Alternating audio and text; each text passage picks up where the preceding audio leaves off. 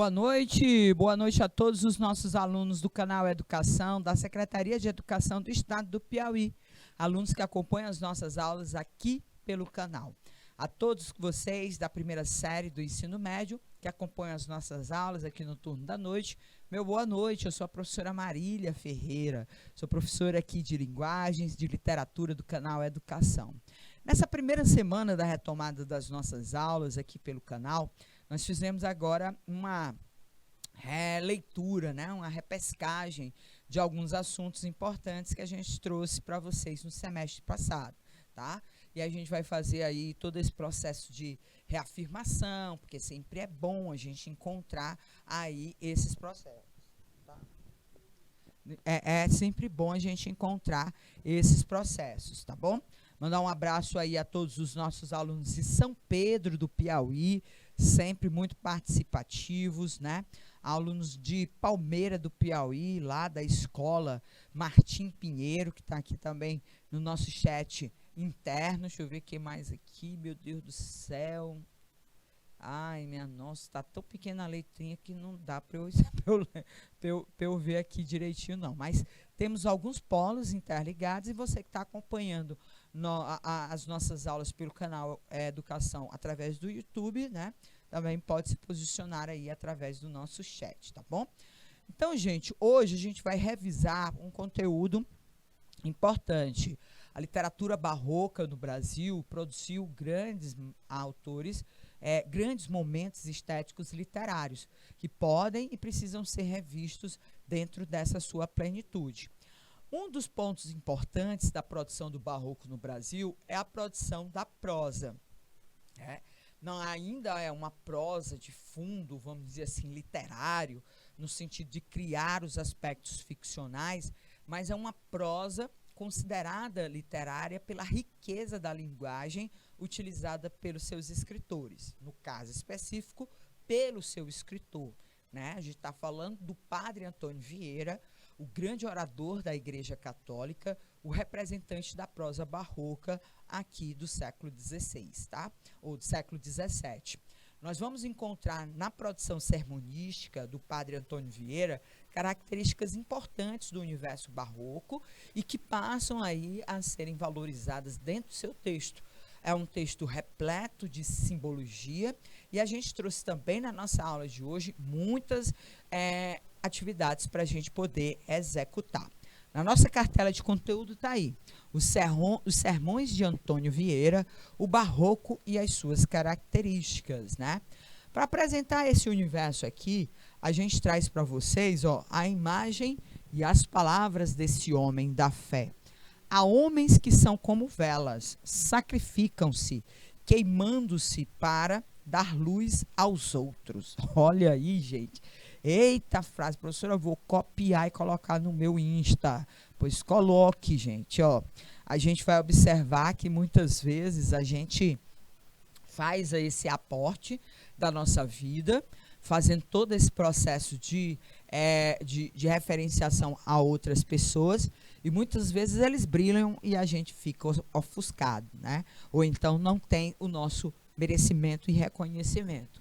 Essa crítica, né, muitas vezes forte, cheia, vamos dizer assim, de atitude, faz com que a gente possa encontrar no Padre Antônio Vieira aí um grande pensador do século XVII, tá? Nós vamos encontrar o Padre Antônio Vieira como sendo um dos mais brilhantes, né, produtores de um pensamento racional.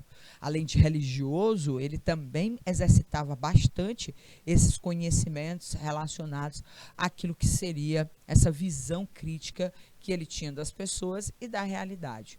Não se furtava em criticar, como um bom representante da boa igreja, pratica aquilo que seria a correção das condutas de forma contundente e não tendenciosa, até porque as críticas elas estariam relacionadas a todos, né, a esses elementos que muitas vezes se articulam de forma inadequada. Vamos conhecer, lembrar um pouquinho, né, o Padre Antônio Vieira. Ele nasceu em Lisboa, em Portugal, no início do século XVII, e vem para o Brasil para produzir aí a sua obra religiosa. Membro da igreja, a Igreja Católica Portuguesa, o escolhe para participar das missões jesuítas que aconteciam aqui no Brasil. Durante o século XVII, atua em várias capitais do Brasil que possuíam a Companhia de Jesus. E ele articula, dentro dessa sua participação, essa atividade pedagógica de ensinar aos índios e até à própria comunidade todos os preceitos importantes da Igreja Católica, tá? E aí a gente vai poder observar que é ponto para ele a sua brilhante intelectualidade, o seu conhecimento, a sua profundidade em discutir as questões de fé. Ele era uma pessoa que conhecia muito bem aí a palavra de Deus, principalmente pelos estudos que ele executava como religioso, e levava isso dentro daquilo que seria a mais completa postura ética dentro de uma religião. Então, ele tinha muita propriedade, porque ele conhecia muito bem a Bíblia, ele conhecia muito bem os regramentos religiosos e, mais do que qualquer outro grande pastor, conhecia muito bem o seu rebanho, tá? Então, dentro da sua atividade como jesuíta, ele era tão, vamos dizer assim, merecedor dessas informações que muitos religiosos indígenas que trabalhavam com ele representavam-no de forma positiva e chamavam ele de Paiaçu, né? Paiaçu, em Tupi-Guarani, significa o grande pai.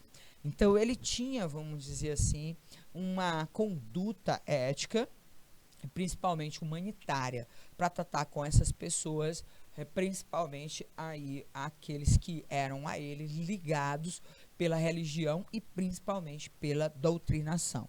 Muitos cuidam da reputação, mas não da consciência. Vê aí, ó, outro termo bem forte, outra palavra bem forte do padre Antônio Vieira. Discorrer sobre isso é falar sobre ética, comportamentos, valores, todos esses aspectos importantes que você vai poder construir dentro dessa realidade. E aí a gente vai poder, ó, analisar todas essas situações dentro dessa perspectiva, tá? Vamos lá à produção do nosso padre Antônio Vieira. Deixa eu ver aqui o que é que a gente tem mais. Estilisticamente, o padre Antônio Vieira está aí, ele, ó, pregando aos índios, né? Ele é do estilo barroco conceptista. Você sabe que o estilo conceptista é aquele... Perdão, deixa eu voltar aqui. Esqueci de colocar a canetinha. Ai, voltar. Professor, estou ficando tonta. Pera. Pronto.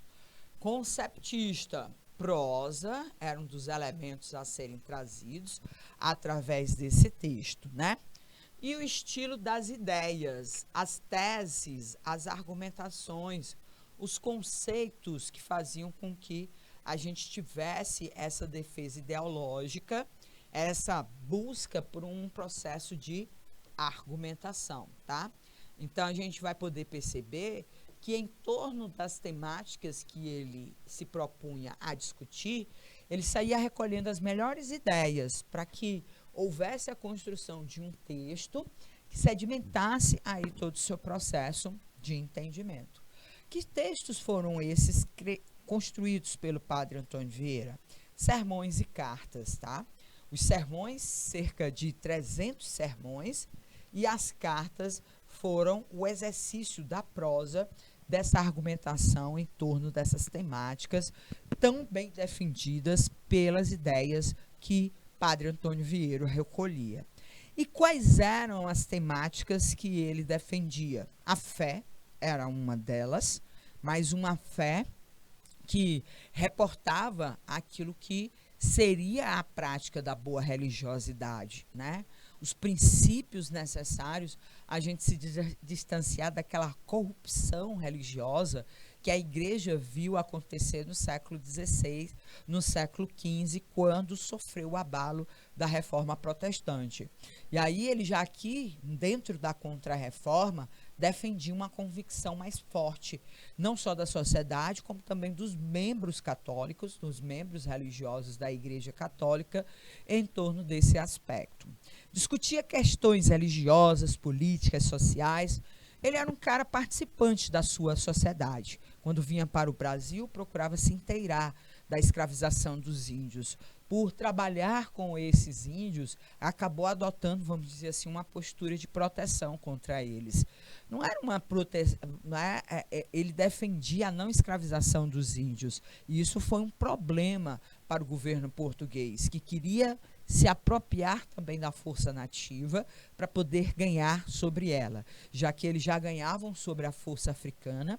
Dos negros que eles traziam escravos para o Brasil, passaram a trazer escravos para o Brasil porque os índios ou se recusavam ou tinham aí essas atitudes protetivas por parte desses religiosos. Isso causou alguns problemas. E isso fez com que, por exemplo, junto a defesas, por exemplo, um tanto quanto questionáveis para a Igreja Católica, o padre Antônio Vieira, por exemplo, ele renegava os cristãos novos. Ele não acreditava na fé da conversão da Igreja Católica, porque o cristão novo era um ex-judeu convertido ao catolicismo.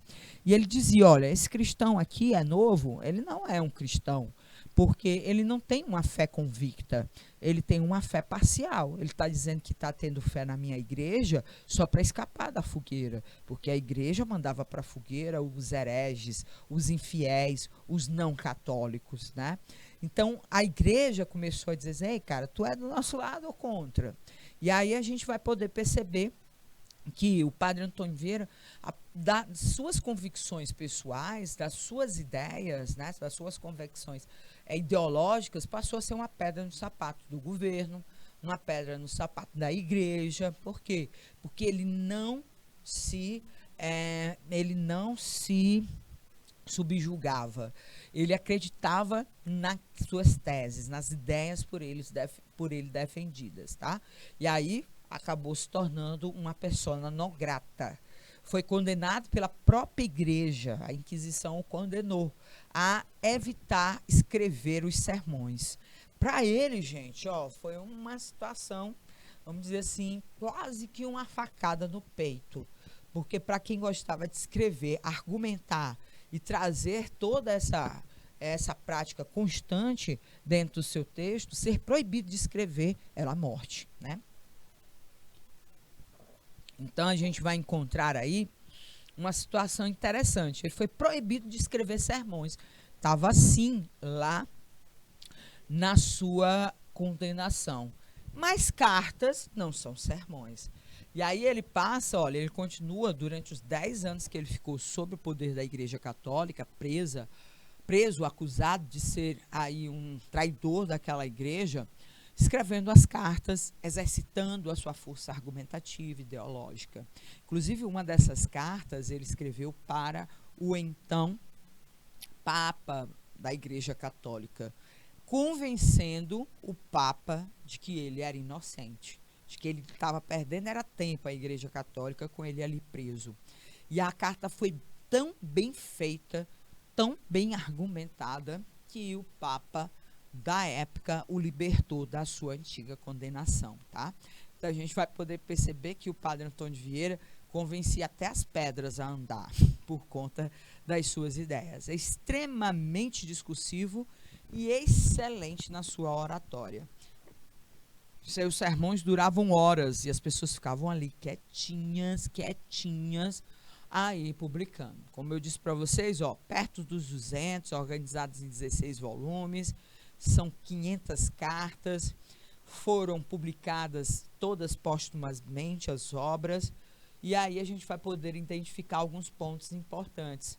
São textos que falam sobre a história futura de Portugal, os percalços, a esperança, principalmente em relação àquilo que seria a questão da ascensão econômica e política de Portugal diante das, vamos dizer assim, das das comunidades internacionais. Bom, nós vamos encontrar os sermões defendendo a fé. Atuou em várias cidades brasileiras, entre elas São Luís do Maranhão, João Pessoa na Paraíba, Salvador, na capital do Brasil, né, que era na Bahia, né, e em Recife, Pernambuco, Recife e Olinda. Durante todos os anos que via, né, ele vinha com muita frequência ao Brasil, ele foi um ativo aí, comunicador das palavras de Deus e até mesmo do governo. Alguns sermões dele são muito conhecidos. O Sermão do Bom Ladrão, ele é um sermão muito interessante, gente. Fala sobre a conduta das pessoas em julgar. O Sermão do Bom Sucesso das Armas foi um sermão político. Foi um sermão proferido por ele, a pedido da coroa portuguesa, para tentar motivar as pessoas, principalmente no Nordeste, em João Pessoa e em Recife, a se posicionar contra a invasão dos holandeses, já que as invasões dos holandeses ocorriam principalmente pela inércia das pessoas em combater. A população da época que existia era pouca, mas poucos que tinham aqui, que eram uma comunidade lusitana ligada, brasileira, mas ligada à coroa portuguesa. Deveria defender aí Portugal e não defendia. Então, foi com muita facilidade que franceses e holandeses invadiram o país.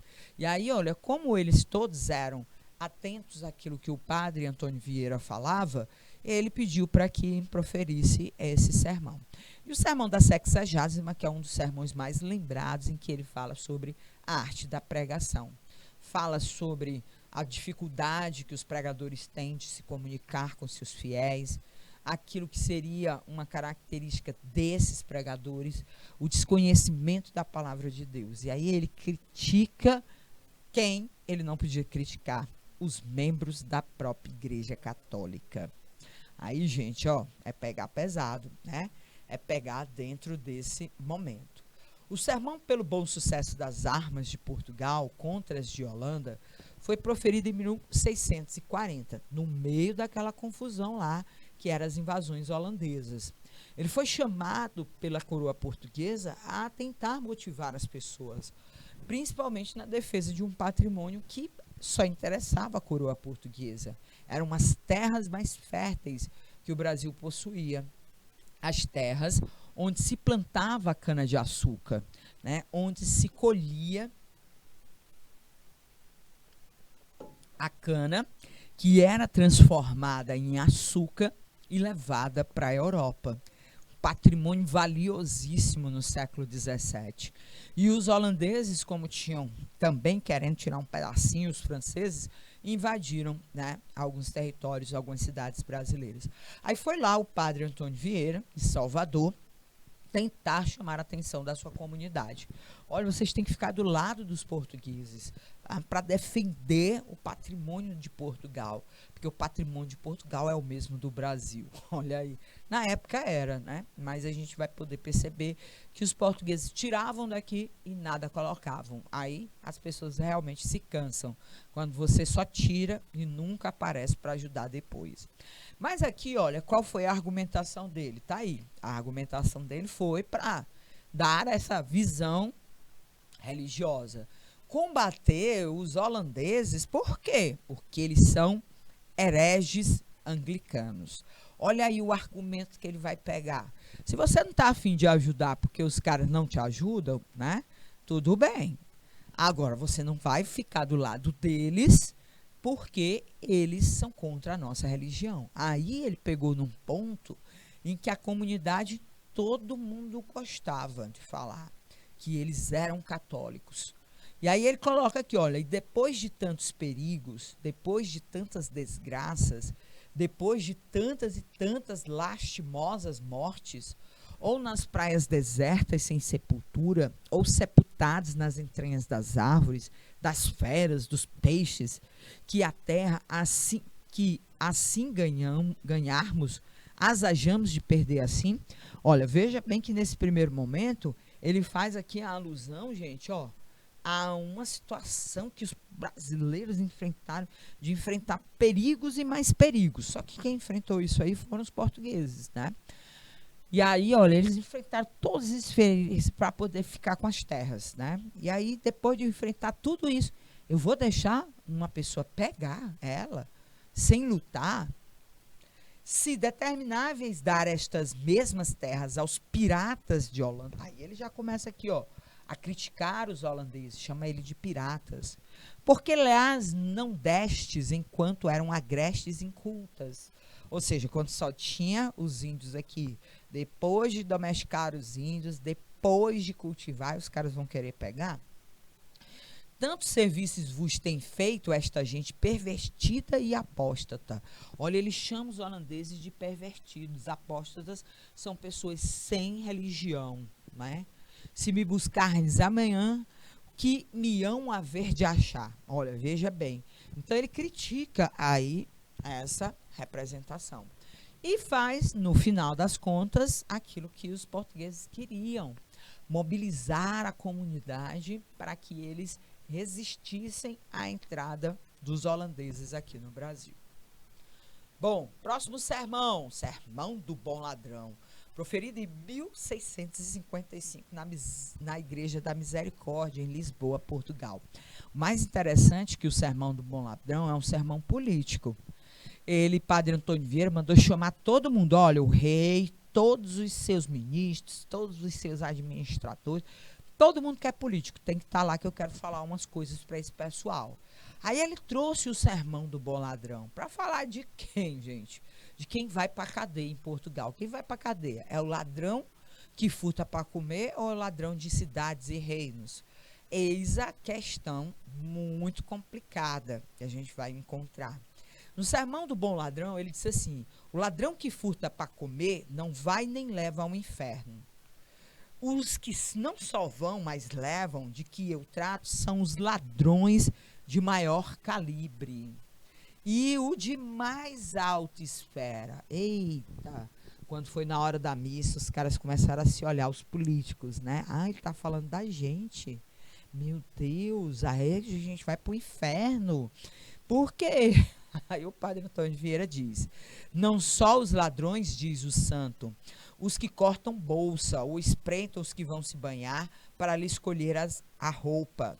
Os ladrões que mais própria e dignamente merecem esse título são aqueles a quem os reis encomendam a administração das cidades.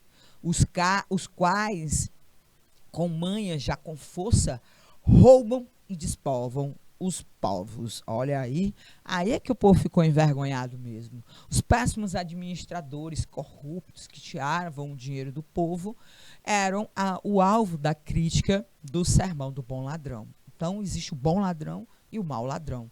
O bom ladrão é aquele que furta para comer, ele acha que o dano dele é menor. Portanto, ele não precisa ir para o inferno, ele precisa se corrigir na terra. Mas o ladrão das multidões, os administradores corruptos, né? Aqueles que praticavam a corrupção política, manda todos lá para as terras do inferno. Então, foi um sermão muito crítico. Ele proferiu, olhando no olho de cada político corrupto que existia em Portugal. Então, gente, ele tinha realmente... E o sermão da 60ª, né, foi proferido na Capela Real, em 1655, no mesmo ano. Foi outro sermão, vamos dizer assim, problemático. Por quê? Porque ele criticou abertamente a Igreja Católica, né? Com clareza, simplicidade, principalmente de forma contundente, ele pergunta a todos naquele recinto se a palavra de Deus é tão boa e tão poderosa, por que poucas pessoas a praticam? Aí, olha, veja aí que a gente vai questionar. A palavra que não presta ou são as pessoas que não sabem ouvi-la? A palavra que não presta ou são as pessoas que não sabem dizê-la, né? A palavra que não presta ou é você que não quer praticar? E aí a gente vai observar que ele faz uma série de questionamentos de forma contundente a mostrar esse lado aí do Padre Antônio Vieira. Vamos à primeira questão. Vamos lá, gente. Ó, acompanha aí você que está assistindo as nossas aulas lá em São Pedro do Piauí, Pajeú, lá, deixa eu ver o que mais, em Floresta do Piauí, Caridade do Piauí, todas essas localidades que estão aí acompanhando pelo IPTV. Vós, diz Cristo, Senhor nosso, falando com os pregadores, sois o sal da terra. E chama-lhe sal da terra, porque quer que façam na terra o que faz o sal. O efeito do sal é impedir a corrupção. Mas quando a terra se vê tão corrupta como está a nossa, havendo tantos que nela têm o ofício de sal, qual será? Ou qual pode ser a causa dessa corrupção? Ou é porque o sal não salga, ou porque a terra não se deixa salgar? Ou é porque o sal não salga e os pregadores não pregam a verdadeira doutrina? Ou porque a terra não se deixa salgar e os ouvintes, sendo verdadeira a doutrina que lhes dão, não a querem receber? Ou é porque o sal não salga e os pregadores dizem uma coisa e fazem outra? Ou porque a terra não se deixa salgar e os ouvintes querem antes imitar o que eles fazem que fazer o que dizem? Ou é porque o sal não salga e os pregadores se pregam a si e não a Cristo? Ou porque a terra não se deixa salgar e os ouvintes, em vez de servir a Cristo, servem a seus apetites? Não é tudo isso verdade? Ainda mal. Vamos lá, gente, ó. O texto trabalha fundamentalmente duas metáforas: o sal e a terra, que representam respectivamente os pregadores, aqueles que deveriam pregar, propagar a palavra de Cristo, que seriam o sal, e os ouvintes, aqueles que deveriam ser convertidos, seriam a terra. O tema central do texto é uma reflexão sobre as possíveis causas da ineficiência dos pregadores. Para tanto, o autor levanta algumas hipóteses. Tendo isso em vista, é possível considerar que: letra A, os pregadores pregam o que deveriam pregar. Os ouvintes aceitam o que os pregadores pregam. Os pregadores agem de acordo com os valores que pregam. Os ouvintes e pregadores agem de acordo com o que eles pregam. Ou letra E, os pregadores promovem a si mesmo na pregação, ao invés de promover as palavras de Cristo. Coloque aí a sua opinião no chat. Peça para o seu professor que está acompanhando você dizer aí o seu nome, colocar aí. Olha, o pessoal vai estar participando. Tem gente aqui já colocando a letra D, né? Os ouvintes e os pregadores agem de acordo com o que eles pregam. Observe aqui, vamos ver lá, gente, ó. Quando ele fala o que eles fazem, tá aqui, ó. O sal não salga, os pregadores não pregam a verdadeira doutrina. Então, eles não pregam a verdadeira doutrina, né? Aí ele diz que os ouvintes, sendo verdadeira a doutrina, não querem receber. Ah, é a doutrina? Não quero falar dela não. Pronto. Aí, olha, ele fala outra coisa. Os pregadores dizem uma coisa e fazem outra. Então, por exemplo, lá na palavra de Deus diz que é para você não mentir. Aí eles mentem, né? E aí os ouvintes, vendo as pessoas mentirem, eles imitam também, né? O que eles fazem. E imitar o que eles fazem. Então, eles imitam aí as pessoas. Os pregadores, por exemplo, não falam de Cristo, somente de si próprio. E os ouvintes, em vez de servir a Cristo, servem a eles próprios. Então, está tudo errado, porque ninguém faz aquilo que manda a igreja. E aqui, ó, nesse elemento, ele diz: os pregadores pregam o que deveriam pregar, eles não pregam, porque eles não vão dizer aquilo, o que a igreja manda. Eles dizem aquilo que eles querem. Os ouvintes aceitam que os pregadores pregam? Exatamente não. Porque eles dizem, ó, faça isso. Ele, não vou fazer não. Então, a alternativa, a letra B, também está incorreta. Os pregadores agem de acordo com os valores que pregam. A gente viu Ele prega uma coisa e faz outra, né? Os ouvintes e pregadores agem de acordo com eles pregam, nem os ouvintes e muito menos os pregadores. A alternativa correta aqui, gente, ó, letra E. Os pregadores, que são os religiosos, eles promovem assim, em vez de promover a palavra de Deus. A alternativa correta, letra E. Ainda referente ao texto da questão 1, vamos lá. Sobre os sermões de ademoestação de Padre Antônio Vieira. Professor, aqui é ademoestação. Sermões em que ele raciocina, discute, defende uma tese. Muito bem. Estão repletos de exemplos do equilíbrio e da simplicidade, típicos do homem barroco. Ótimo. São bastante abstratos, pois se dirigiam a uma plateia letrada que dispensava exemplos. Letra C. Apresentam perguntas retóricas que geravam um caloroso debate durante as pregações. Letra D. São peças exemplares de retórica com a finalidade de despertar a consciência moral dos fiéis. São escritos em linguagem culta, com palavras difíceis, dirigidos à plateia sofisticada que frequentava a igreja. Vamos lá. Os sermões do Padre Antônio Vieira são exemplos de equilíbrio e simplicidade. Equilíbrio pode até ser, mas simplicidade não. Como um bom artista barroco, uma das coisas que eles mais odeiam é que as coisas sejam simples, tá? Então, o equilíbrio, né, não são características do barroco, são características do arcadismo. São abstratos? Ele fala sobre generalidades? Não. Ele fala sobre especificidades. Porque se dirige a uma plateia letrada que dispensava exemplos, é o mais que ele queria, era exemplos para fazer as pessoas se convencerem do que eles estavam certos. Apresentam perguntas retóricas que geravam um caloroso debate durante as pregações. Ninguém questionava, né? Porque ele não construía perguntas retóricas. Ele exatamente dava exemplos da retórica. O que é retórica, professora? Você está falando de retórica, não estou entendendo nada. Retórica, gente, é quando eu discurso e você só faz assim com a cabeça, dizendo que sim.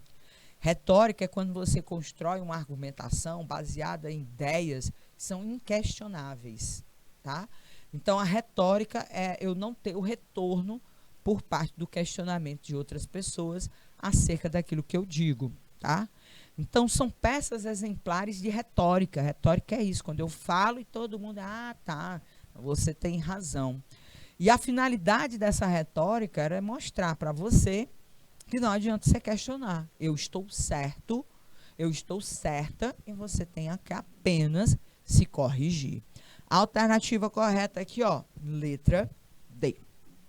Tá? Aí a gente, e ele falava para todos, ricos, pobres, letrados e incultos.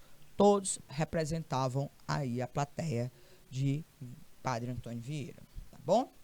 Bom, vou pedir aqui 2 minutinhos para você, aí na comunidade que você está, ler a terceira questão. É um pedacinho do Sermão do Bom Ladrão, bem pequenininho, dá tempo. E aí a gente volta para comentar, tá bom? 2 minutinhos.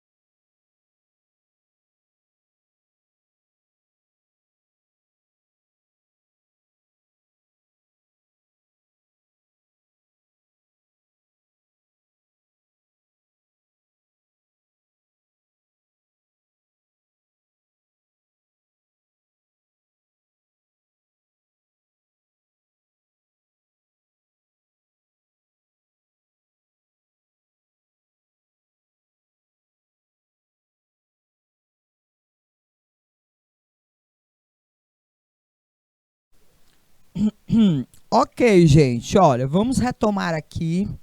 Navegara Alexandre em uma poderosa armada pelo mar Eritreu, a conquistar a Índia. E como fosse trazido à sua presença um pirata que por ali andava roubando os pescadores. Repreendeu muito Alexandre de andar em tão mau ofício. Porém, ele, que não era medroso nem lerdo, respondeu assim: Basta, senhor, que eu, porque roubo em uma barca, sou ladrão, e vós, porque roubais em uma armada, sois imperador? Assim é. O roubar pouco é culpa, o roubar muito é grandeza. Roubar com pouco poder faz os piratas, o roubar com muito os Alexandres. O excerto, né? O excerto é o pedacinho do texto. Permite inferir que o objetivo do autor é mobilizar os pescadores a combaterem a pirataria e lutarem pela justiça. Letra B. Ensinar que a cumplicidade dos envolvidos tem poder de atenuar o crime de roubo. Letra C. Enaltecer o trabalho dos pescadores que foram capazes de capturar um pirata que lhe roubara. Letra D. Propor uma reflexão filosófica para defender a manutenção do poder dos imperadores. Ou letra E. Demonstrar que a concepção de ladrão decorre de fatores como as relações de poder na sociedade. Vejamos aí, gente, ó. Letra A. Mobilizar os pescadores para combaterem a pirataria e lutarem pela justiça? Não. Veja que ele reproduz um pretenso discurso entre o Alexandre e um pirata. Então, ele não queria que houvesse aí o combate aos furtos, né? Ele estava, o pescador, o pirata no caso, queria suscitar uma discussão sobre quem é considerado ladrão, né? Se ele, porque roubou um pescador, ou se ele, Alexandre, por roubar toda uma sociedade, tá? Então, a gente vai poder observar que ele discute aqui, ó, esse conceito aqui, ó, de ladrão, né? Qual é a concepção de ladrão que tem? Ele diz, ó, o ladrão que rouba pouco é culpado. O que rouba muito é grande. O que rouba pouco é um pirata. O que rouba muito é um Alexandre, um grande imperador. Então, o que ele quis mostrar aqui, ó, na alternativa, a letra E, é que nesse texto ele questiona exatamente esse processo, ó, de construção desses dois conceitos, né? De que um ladrão que rouba pessoas simples, ou rouba ali dentro daquela localidade, ele é um pirata, uma pessoa que precisa ser punida. Mas ele, Alexandre, que é o administrador, que é o grande da Macedônia, ele é um imperador. Então, há conceitos diferentes sobre aqueles que praticam desvios, tá? Então, alternativa correta, tá? Vamos lá, gente, ó. Próxima questão. Estamos chegando ao final da nossa aula. 6 minutinhos nos aguardam do fim. Mas dá tempo da gente fazer essa última questão aqui. Acompanhe aí a leitura de onde você estiver. Se porventura o estilo que hoje se usa nos púlpitos, um estilo tão empeçado, um estilo tão dificultoso, um estilo tão afetado, um estilo tão encontrado, um estilo tão encontrado, toda a arte, toda a natureza, boa razão é também essa. O estilo há de ser muito fácil e muito natural. Por isso Cristo comparou o pregar ao semear. Porque o semear é uma arte que tem mais de natureza do que arte. Não fez Deus o céu em xadrez de estrelas, como os pregadores fazem um sermão em xadrez de palavras.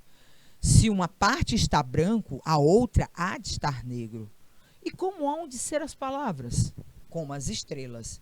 As estrelas são muito distintas e muito claras. Assim há de ser o estilo da pregação, muito distinto e muito claro.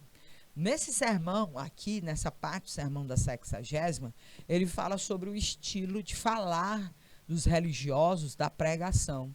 Ele critica o estilo empeçado, cheio de dificuldades, muito afetado, encontrado por ele em alguns aí defensores do cultismo, por exemplo, que era aquele estilo do barroco cheio de linguagens ornamentadas. E ele diz que não, que Jesus Cristo pregou com a simplicidade. Ele diz que a simplicidade de Jesus Cristo estava em comparar aquilo que seria a semeadura com o ato da pregação. Se ele quisesse ser difícil, ele tinha aí pregado, comparando a pregação com o xadrez, né? E aí a gente vai, com outro tipo de comparação. E aí ele diz, olha, Deus fez as estrelas, e as estrelas são assim, elas são claras, elas são fáceis de serem vistas, tá? Bom, depois dessa explicação, vamos ver aqui o que é que a gente responde, ó. Pela leitura do texto, Padre Vieira, infere-se que, pela leitura do texto do Padre Antônio Vieira, inferir é deduzir, né? Chegaram a uma conclusão, que vale-se do estilo cultista do barroco, voltando-se para o jogo de palavras e linguagem ornada. Ataca duramente os pregadores cultistas, devido ao estilo pomposo, de difícil acesso e aos exageros da ornamentação. Letra C, nesse texto, ele aplaude o sermão que está preocupado com a suntuosidade linguística e estilística. Letra D, defende a pregação que tem exuberância, refinamento e suntuosidade. Ou letra E, mostra que se distancia do exemplo de Cristo, pois pregar e semear é um ato de ostentação. Bom, vamos lá para a primeira questão. Letra A, vale-se do estilo cultista, Padre Antônio Vieira, a gente já sabe, declaradamente conceptista. Então, ele não se utiliza do estilo cultista, porque ele não gosta desse jogo de palavras. Ele diz, ó, palavras fazem um sermão como um jogo de palavras, um xadrez de palavras, uma difícil... Não, para ele tem que ser tudo muito claro. Por isso que ele atraca esses pregadores cultistas, né? Por isso que ele diz aí que esses pregadores cultistas, eles precisam ser combatidos. Porque, olha, esse estilo pomposo, de difícil acesso, não interessa para a pregação. E aí a gente vai poder perceber que ele está, sim, atacando. Ele não aplaude, novamente, o estilo suntuoso do cultista, como a gente coloca aqui, ó. O sermão está preocupado... Perdão, aqui, deixa eu ver. O sermão está preocupado com o estilo cultista? Não. Está atacando, criticando abertamente. O estilo defende a pregação que tem exuberância? Novamente, ó, aqui a palavra-chave. Ele ataca. Ele diz, esse estilo é bom? Não, não é. Ele diz que esse estilo não presta para nada. Mostra que se distancia de exemplos de Cristo, pois pregar e semear é um ato de ostentação. Pelo contrário, ele diz aqui, ó, que Deus fez isso de forma natural, não para ostentar. Ele diz que é fácil e natural, assim como Deus determinou o estilo. Bom, chegamos à nossa aula, finalizando aqui as nossas transmissões pelo canal Educação. Na aula de hoje, de literatura da primeira série do ensino médio, nós trouxemos como revisão, para retomar aí as nossas aulas no segundo semestre, a prosa de Padre Antônio Vieira. Falamos um pouquinho dele, falamos um pouquinho da história, resgatamos essas informações do seu processo de ensino-aprendizagem aqui pelo canal. E reafirmamos aí essas atividades através, esses conhecimentos através das atividades que nós executamos hoje, tá bom? Eu me despeço, desejando a vocês uma ótima noite de informações e conhecimentos aqui pelo canal, um ótimo final de semana de descanso e até a próxima semana, gente. Tchauzinho!